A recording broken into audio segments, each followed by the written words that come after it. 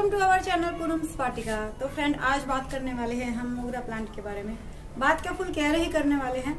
तो ये गर्मी का मोस्ट हार्डी प्लांट है। वाइट कलर के फूल आते हैं इसमें कई तरह की वैरायटियाँ होती है, जैसे स्टार मोगरा, मोतिया भी बोलते हैं। उसमें मल्टी पेटल्स में भी आता है। स्टार मोगरा सिंगल पेटल्स में भी आता है और मल्टी पेटल में भी आता है स्टार मोगरा भी।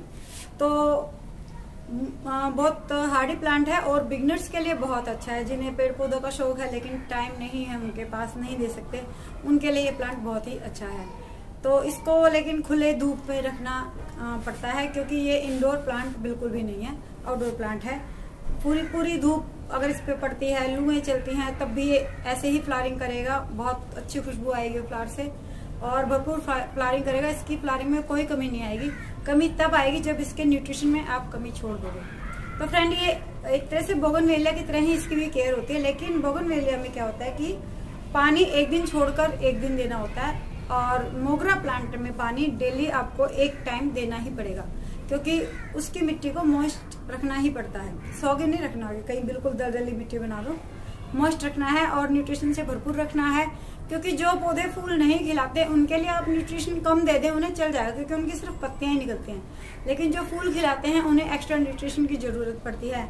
और जिन पौधों में फल लगते हैं उन्हें तो बहुत ज्यादा न्यूट्रिशन प्रोवाइड करना पड़ता है, अगर वो गमले में है तो। और अगर जमीन में है तो वो काफी न्यूट्रिशन अपनी जड़ों के द्वारा जमीन में से ही ले लेते हैं।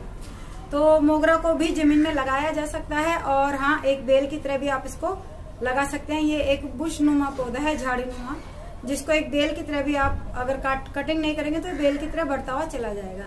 लेकिन अगर आप गमले में लगा रहे हैं तो मैं कहूंगी कटिंग करते रहिएगा और एक झाड़ी नुमा बुश नुमा पौधा आप रखिएगा। और जितनी इसकी प्रूनिंग करेंगे आप, बहुत ज्यादा प्रूनिंग नहीं करनी है। जैसे फूल खिल गया तो ऊपर से टहनी काट दीजिए। एक टहनी जब आप ऊपर से कट करेंगे ना टिप पे से, तो उसके किनारे पे से 3-4 टहनियां निकल कर आएंगी। और फूलों का क्या है कि हर टहनी के टिप पर फूल आते हैं, हर नई टहनी के। तो जितनी ज्यादा टहनियां आएंगी उतने ही ज्यादा फूल खिलेंगे। और मोगरा के क्या क्या यूजेज हैं वो तो आप सब जानते हैं। गजरे में काम आता है, पूजा में काम आता है। और हाँ, अगर आप बिल्कुल अर्ली मॉर्निंग में आ सकते हैं छत पे, अपने घर पे अगर आपने लगाया है, तो जब भी आप मोगरा के प्लांट के पास जाएंगे अर्ली मॉर्निंग या सूर्यास्त के बाद, तो इसमें से बहुत ही प्यारी खुशबू आती है। हाँ, दोपहर धूप के टाइम पे इसमें से खुशबू नहीं आती है, पता नहीं क्यों नहीं आती है, मगर धूप के टाइम पर मेरे को इसमें से कोई खुशबू नहीं आती है। तो आज हम उसी को फर्टिलाइज करेंगे। मेरे मोगरे का प्लांट जड़ में से निकल के बहुत घना हो गया है एक्चुअली, और अब मौसम ऐसा आ गया है कि मैं उसको निकाल के रिपोर्ट नहीं करना चाहती, वरना वो डेड हो जाएगा, सूख जाएगा पूरा। तो हम ऐसे ही एज इट इज उसको फर्टिलाइज करेंगे। और कौन कौन सी फर्टिलाइजिंग मैं उसमें देने वाली हूँ, कितनी क्वांटिटी में देने वाली हूँ, वो सब मैं अब आपको आगे दिखाती हूँ। तो चलिए करते हैं फर्टिलाइज मोगरा प्लांट को।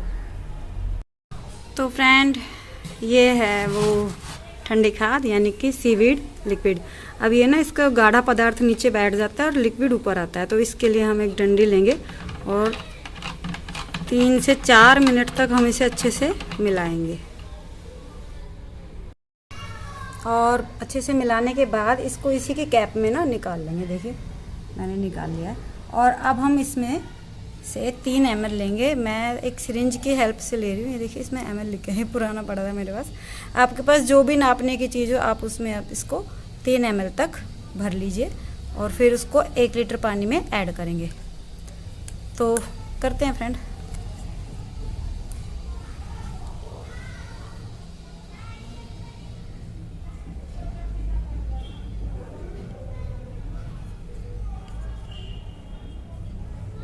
तो ये 3 ml हो गया है और अब हम इसे 1 लीटर पानी में डालेंगे। ये है पानी और अब हम इसमें डाल देंगे।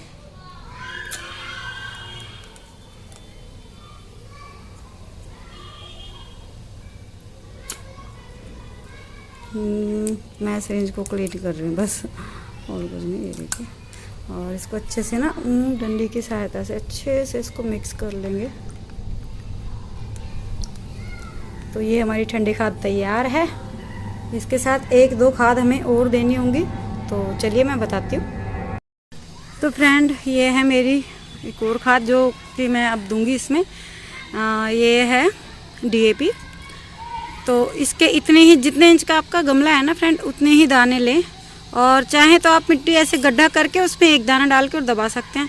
मैं डायरेक्ट डालने वाली हूँ, क्योंकि मैं ऊपर से ना गार्डन वेस्ट डालती रहती हूँ तो ये अपने आप दब जाएंगे। और अब जो खाद इसमें देने वाली हूँ दूसरी, वो भी मैं आपको बता दूँ। तीसरे नंबर पर हम इसको देंगे फ्रेंड, ये है एप्सम सॉल्ट। आप चाहें तो इसके साथ मिलाकर भी दे सकते हैं, चाहें तो डायरेक्ट भी दे सकते हैं, चाहें तो 1 लीटर पानी में 1 चम्मच मिक्स करके और पत्तियों पर स्प्रे करते हुए भी आप इसको दे सकते हैं। तो मैं डायरेक्ट ही डाल रही हूँ फ़िलहाल, क्योंकि फिर उसके बाद मैंने बताया ना आपको, मैं किचन वेस्ट डाल दूँगी। जहाँ तक हाथ पहुँचा है मैंने डाल दिया है। और अब हम इसमें डाल देंगे ऊपर से ये ठंडी खाद वाला फर्टिलाइज़र।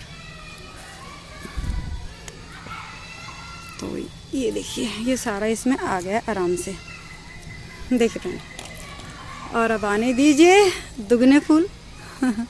तो फ्रेंड, डीएपी का काम था, मैं बता देती हूँ आपको, कि इसके फूलों का जो साइज़ आ रहा है इसको वो बड़ा करता है।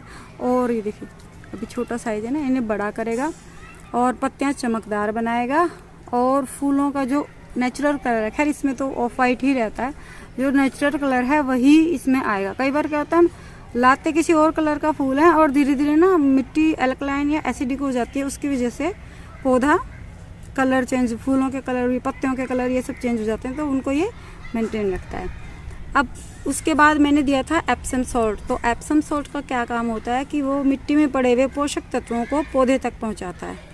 कई बार पौधे शौक में आ जाते हैं और मिट्टी में पड़े हुए पोषक तत्वों को ग्रहण नहीं करते हैं, जिससे फिर वो सूखते चले जाते हैं। तो इसका काम है कि जो भी मिट्टी में पोषक तत्व पड़े हैं वो पौधे तक पहुंचाए। और दूसरा काम है पौधे की जड़ों को मजबूत करता है। और तीसरा काम है इसमें नई नई टहनियाँ उगाता है।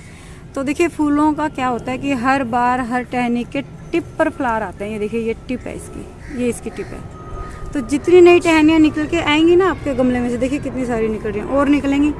तो जितनी नई टहनियाँ उतने नए फ्लावर। और बाकी जो ठंडी खाद मैंने आपको दी है, जो कि सीवीड लिक्विड मिक्स करके, उसका मैं आपको बता ही चुकी हूँ।